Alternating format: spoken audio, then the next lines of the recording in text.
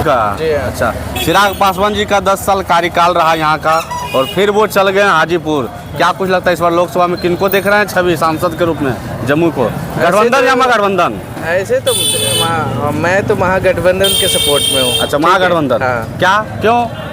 क्योंकि जिस तरह तेजस्वी जी का कार्यकाल जो रिसेंटली में उन्होंने काम किया, इतना ज़बरदस्त काम रहा कि मैं बहुत प्रभावित हूँ। अच्छा, अपना पर्सनली जो है मेरा। नौकरिया को आपको भी मिला कि नहीं मिला, लेकिन लोगों को मिला, उससे खुशी है। मैं तो अपना बिजनेस करता हूँ। अच्छा। तो इससे मतलब। अच्छा, चल। जमुई सिविल कोर्ट का एडवोकेट है, आज बात करेंगे इनसे।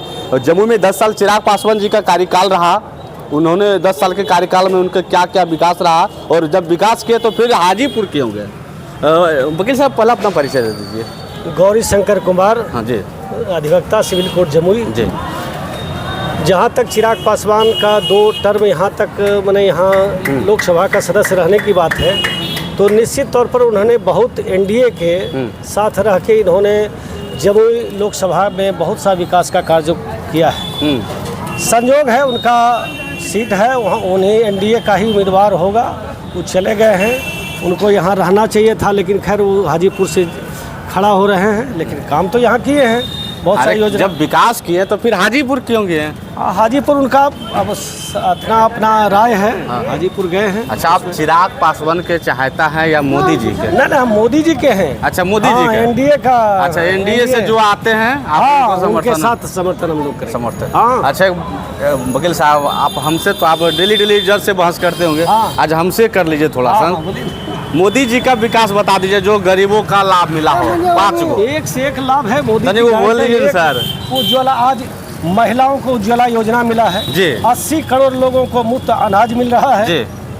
कई योजना। आयुष्मान भारत जो 5 लाख का उसका इलाज करने का है, उसका हो रहा है सब मोदी जगह। जी जिन्होंने वादा किए हाँ। वो ना देकर दूसरे कुछ देने लगे। नहीं, मोदी का जो वादा है वही किए हैं। पेड़ा देने के बदले में पराठा देने लगे। पराठा नहीं, जो वादा किए हैं 2 करोड़ रोजगार पर साल, रोजगार 15 लाख नौकरियां, 15 लाख रुपया खाते में। ये तो विपक्षियों का भ्रामक है। अच्छा। कि 15 लाख खाता में देने की बात है। 15 लाख का नहीं उन्होंने कहा। तो उन्होंने कहा कि जनधन योजना जब खुलेगा तो उसमें जो बाहरी लोग का है पैसा, जो बाहर में लोग हैं, यदि वो पैसा भारत में आ जाए तब हर एक खाता में 15 लाख रुपया हो जाएगा। इन्होंने ये नहीं बोला कि 15 लाख खाता हर एक खाताधारी के यहाँ जमा होगा। अच्छा, सवाल दुष्प्रचार है विरोधियों का। अच्छा, सवाल इसमें कुछ बीजेपी वाले जो उसका कार्यकर्ता उन्होंने कहा जो राम के लाए हैं हम उनको लाएंगे। नहीं, ऐसा कोई बात नहीं। तो जो राम को लाए हैं वो तो विजय माल्या भी ला सकते हैं, नीरव मोदी भी ला सकते हैं, ललित मोदी भी ला सकते हैं। राम तो सनातन है। अच्छा। वो सनातन के नाम पर हम सारे लोग उनके साथ हैं, इसलिए उसमें यदि नरेंद्र मोदी जी का कृपा है वहाँ, तो निश्चित तौर पर हम लोग के लिए सौभाग्य की बात है। तो दूसरा सवाल है सर कि आप जब कोर्ट में एक जज से बहस करते हैं तो किसके तहत करते हैं? संविधान के तहत? जी हाँ जी। हाँ। और मोदी जी के जो उसका सलाहकार है उन्होंने कहा कि संविधान को बदल देना चाहिए। नहीं, कहीं कुछ नहीं। क्या बोला बदल? मोदी का सलाहकार का पूरा न्यूज में चला, पेपर में चला। सवाल नहीं है संविधान बदलने का। संविधान क्यों बदल देगा? संविधान बदलने की बात नहीं हो रही है। ये दुष्प्रचार है ना।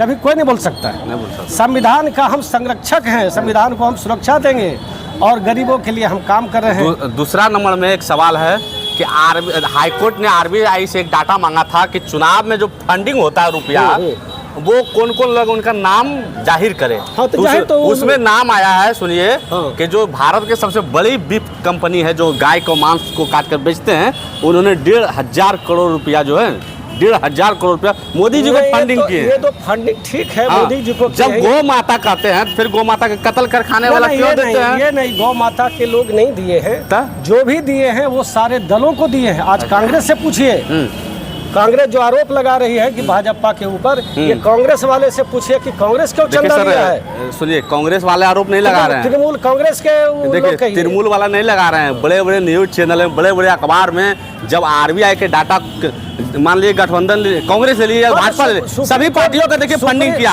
सभी पार्टी सुनिए, सभी पार्टियों का फंडिंग किया। लेकिन जिस प्रकार सुप्रीम कोर्ट का आदेश के अनुसार आरबीआई ने डाटा दिया है तो सबसे बड़का हमको आपत्तिजनक ये लगा है कि आप एक तरफ गौ माता को बचाने के लिए कहते हैं, दूसरा नहीं, तरफ नहीं। कत्ल खाना सब आप फंडिंग लेते हैं। हमको ज्यादा जो फंडिंग दिया गया, चूंकि हम तो पूरे भारत में अच्छा। कई राज्यों में हमारा शासन है, हाँ। इसलिए फंडिंग तो स्वाभाविक है हमको ज्यादा मिलेगा। तो नहीं गौ माता की बात नहीं है, तो कत्ल खाना से, नहीं कत्ल खाना बीफ से भी फैक्ट्री नहीं से। है। तो सबसे ज्यादा बीजेपी को मिला है तो बीफ फैक्ट्री से नहीं, मिला बीफ है। फैक्ट्री से नहीं मिला है, तो? ये तो कई लोगों से मिला है, बीफ फैक्ट्री से नहीं मिला। मिला सर, डाटा आंकड़ा हम दिखा देंगे आपको। हाँ, तो आप देख सकते हैं, अभी संग दिखा देंगे हाँ, तो डाटा। लिखा आ जाएगा। दूसरा नंबर में पाकिस्तान के कुछ कंपनियां हैं, वो भी इनको जो है ना फंडिंग किए हैं। अरे भाई तो क्या ताल्लुक है सर? पाकिस्तान की कोई फंडिंग नहीं की है। अरे उनके पाकिस्तान का कंपनी है, हाँ, कंपनियां है ना पाकिस्तान भारत का, हाँ। पाकिस्तान का, हाँ। वो भारत में काम कर रहा है, फंडिंग कर सकता है। अच्छा, भारत में काम कर सकता है। लेकिन वो हमारे सिर्फ चूंकि हमारे पूरे देश में शासन है, हाँ। इसलिए स्वाभाविक है कि हमको ज्यादा करेगा ही लोग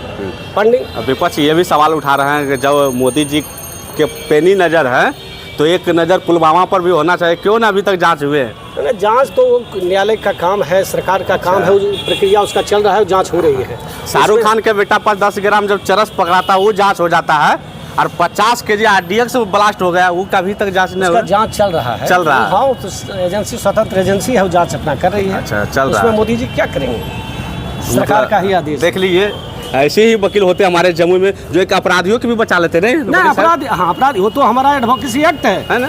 कि हमारे यहाँ अपराधी भी आवेगा, हाँ। तो हम उसको बचाने का प्रयास करेंगे। हाँ। ये मेरा अधिकार है, ये अधिकार मेरा है। एडवोकेसी एक्ट कहता है। मतलब अपराधी भी करके आ जाए तो उसको बचा नहीं दीजिएगा। नहीं, हमारे यहाँ वो मुजरिम होता है, अपराधी हम उसको कैसे मान लेंगे? कोर्ट पहले कैसे मान लेगा कोई अपराधी है? उसको तो न्यायालय में साबित होगा कि वो अपराधी है कि निर्दोष है। ये तो न्यायालय में होगा, और न्यायालय में उसका बहस करते हैं।